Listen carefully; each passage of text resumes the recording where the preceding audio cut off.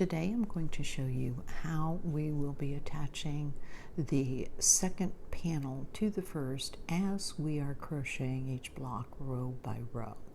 To start, what you need to do is get a slip stitch onto your hook with your whatever color you've chosen for your border. And you'll see here there's 1, 2, 3 loops for the 3 rows of the border. Plus down here is the bottom loop, which is part of the chain. And this is the loop you're going to go through. You're going to do a slip stitch just to attach it together.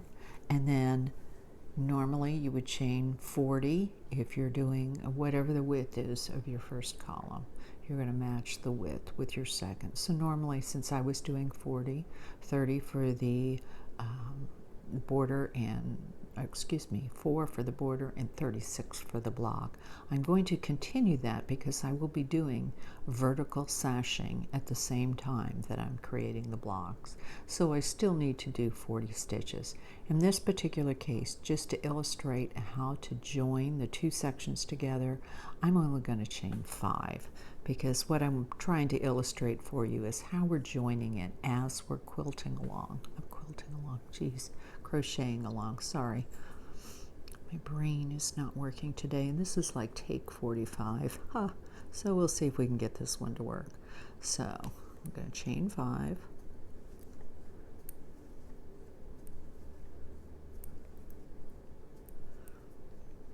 Then I'm going to bring up the loops just like I would for a new project because it's a new column.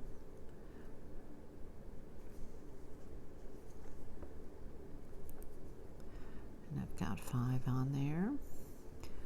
And this is normally where you would chain 1, turn around and go back. But instead, what we're going to do is we want to join this first row of the second column to the first row of the first column. So you're going to go into the back loop. Now, the back loop, I'm really bad, and you're going to see this as I go along. My end stitch is on the right side of mine. I'm really bad about tightening up that stitch so that when I pull on it and when I attach, sometimes I'll have a bit of a gap. So if you find that's the case for you, if going through the back loop, there's still too big of a hole there, you can always go through both. The downside is you give up your little ridge. So I'm going to try going through the back just to see how this is going to look. Then once you go through, you pull up and then you yarn over and go through 2. There's no chain 1 doing this. We're not turning any corners here. We're just attaching it to the side of column 1. Okay, now I'm going to just go ahead and start row 2 for you so you can see what's going on. I can figure out. There we go. I don't know what it is today. I can't get my tongue or my hands to work together. And then when I finally do get them working together, the phone rings, the dogs bark, or my husband calls me. So now we're going to go into, this is row 2 over here. We're going to match to row 2 over here. And then we go back.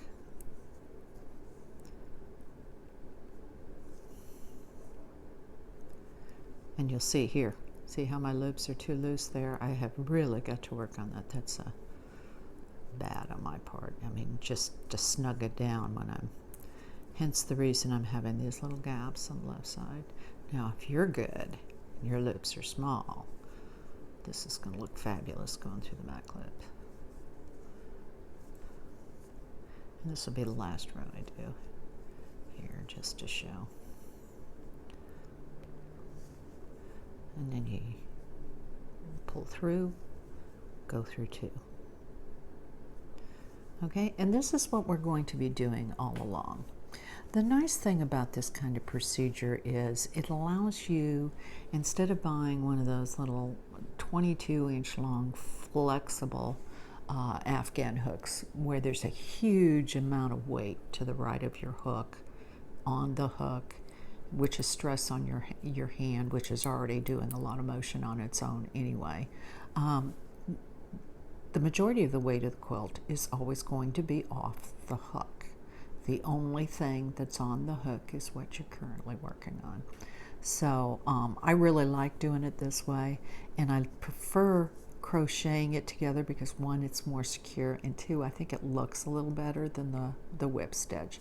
But your choice, because if you decide you do not want to do this, you can always go ahead and independently do the second column and then whip stitch them together. This is also the reason that I was such a stickler about every block being the same number of rows, so that when I do 29 rows for a block in the second column, it will match the 29 rows of blocks that I'm trying to attach to on the first column. So that's joining via Linda style. Thanks for watching. Talk to you later. Bye.